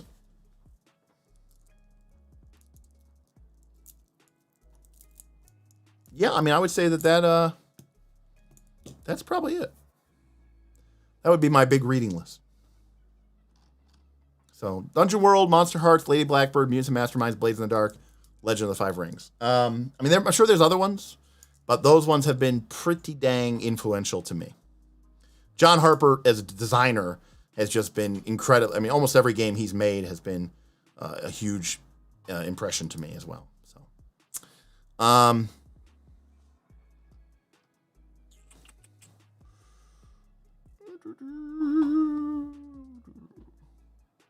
yeah, GM Scott, you missed an hour and a half long discussion rant. It wasn't really even discussion. I agree, Dylan. The real enemy of game design is capitalism, unfortunately. Can absolutely respect that list. Got to check out Mutants and Masterminds one day. Well, hey, good news. GM Scott tipped $25. Just joined the stream. Glad to see this topic. Hey, thank you for the tip, GM Scott. Awesome. Thank you for the amazing tip. Yeah, I'm glad you get to see it. You'll have to go check the VOD. I think it's a pretty good one. And again, I say a lot, and I want to be clear if you watched it for this long. I'm playing Pathfinder 2, people. I'm running a Quest for the Frozen Flame game. I'm creating games for my Northern Reaches campaign. I'm excited to do it. I like playing the game. I like playing D20 with people. I just think the game has problems. And I think rather than ignoring that, we should be trying to fix it. I think 5th edition D&D has problems. And I think they should be trying to fix that. And I don't know if 1 D&D is even doing that. So this is not about hating. Okay? This is about, this is an intervention. This is my one of my close personal friends, and I am, trying to, I'm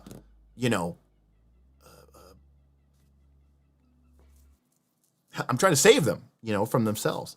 And I also want to say something too, for everybody listening to this, and you might say, I'm talking about a game, and you say, oh, Derek, that, I don't like that game. That game is, that game is stupid. That game is silly.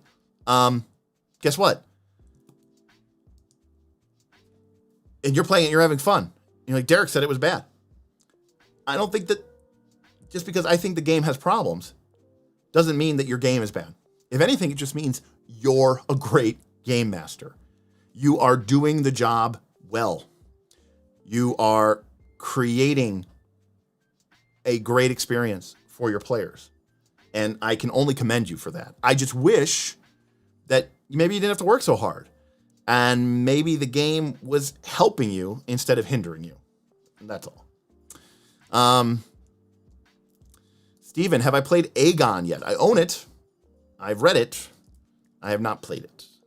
I think we were playing. I think there was one game of it or two games of it maybe played on the Discord, but I don't know if it's regular or not. It might have just been a one shot, but I've not played it yet.